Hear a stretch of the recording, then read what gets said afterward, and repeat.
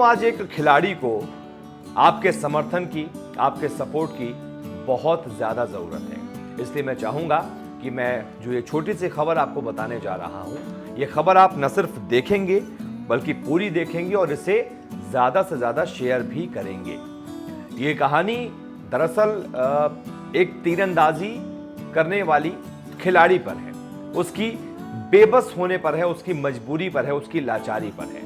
कैसे आज के दौर में भी जहां खेल को बहुत प्रोत्साहन दिया जाता है, आप खिलाड़ी एक तरीके से खेल खेलें, उसके लिए उनको एक तरीके से सुविधाएं मुहैया करवाई जाएं, इंस्टीट्यूट चलाए जाएं, वो आगे बढ़ें, उनके खेल को एक पहचान मिले, इसके लिए सरकारें तमाम योजनाएं चला रही हैं। लेकिन उसके बावजूद कुछ ऐसे खिलाड़ी हैं जो मजदूरी कर मजबूरी में एक तरीके से लाचार हैं और वो अपनी तीरंदाजी जो उनका मुख्य खेल है वो तक उसके लिए एक तरीके से मजबूरी कर रही है। तो ये कहानी मेरठ की रहने वाली मनीषा की है। मनीषा के पिताजी का नाम है देवेंद्र गाकड़, जो मेरठ में रोहटा नोट के निवासी हैं और एक बिल्डर के यहाँ वो चौकीदारी का काम करते हैं। देवेंद्र की बेटी मनीषा साल 2015 से ही कैलाश प्रकाश स्पोर्ट्स स्टेडियम में तीरंदाजी की प्रैक्टिस कर रही है।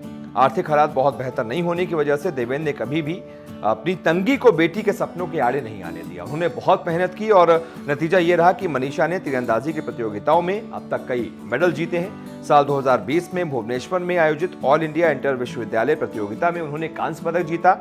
इसके अलावा साल 2019 से लेकर अभी तक भी वो बहुत सारे पदक जीत चुकी हैं, लगभग 9 पदक जीत चुकी हैं, जिसमें 1 गोल्ड मेडल भी है, 4 रजत पदक हैं और 4 कांस्य पदक भी मौजूद हैं। तो ऐसे में आप सोच रहे होंगे कि जब इतने मेडल्स जीत चुकी हैं तो फिर अब उन्हें क्या दिक्कत है, फिर तो उन्हें सरकार की तरफ से कुछ ना कुछ मिल रहा होगा पैसा और अपनी तरफ से वो पूरी तरीके से आगे की योजना में लगी होंगी।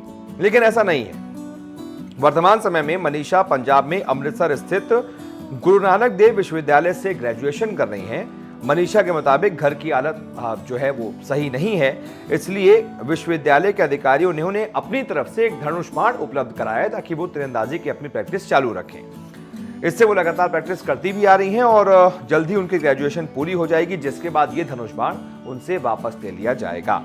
मनीषा के परिवार पर लॉकडाउन का बहुत ज्यादा बुरा असर पड़ा है और इसी वजह से उनके आर्थिक हालात ठीक नहीं है और परिवार के पास सोचिए धनुष बाण खरीदने तक के पैसे नहीं है, क्योंकि वो ऐसा धनुष बाण नहीं होता है, प्रोफेशनल होता है, महंगा आता है और आप समझिए कि उसको खरीदने के पैसे नहीं है मनीषा के पास। इस वजह से मनीषा क्या कर रही है, वो अपने घर से 8 किलोमीटर दूर स्टेडियम जाती हैं साइकिल से, रोज प्रैक्टिस करती हैं, उसके बाद वापस आती हैं, फिर मजदूरी करने जाती हैं और मजदूरी में आप समझ लीजिए ईंट सीमेंट मिट्टी के जो ढेर होते हैं उसमें जो बड़े बड़े बोरे होते हैं वो लाती हैं। मजदूरी आप जानते ही हैं क्या होता है, वो मजदूरी करती हैं और मजदूरी करके एक तरीके से अपने जो भी खेल से जुड़े जितने भी उनको पैसों की ज़रूरत होती है उसका वो इंतज़ाम करती हैं। उन्होंने राज्य सरकार से भी, केंद्र सरकार से भी बहुत गुहार लगाई है, लेकिन अभी तक उनकी गुहार किसी ने नहीं सुनी है, उनकी आर्थिक मदद भी नहीं की गई है।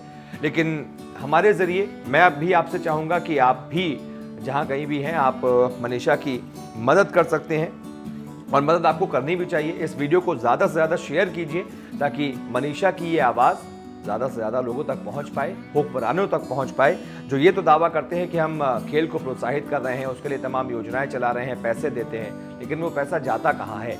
मनीषा जैसे खिलाड़ियों को तो नहीं मिल रहा, क्यों नहीं मिल रहा? ये बड़ा सवाल है। वीडियो को लाइक कीजिएगा, शेयर कीजिएगा, कॉमेंट जरूर कीजिएगा। बहुत बहुत शुक्रिया।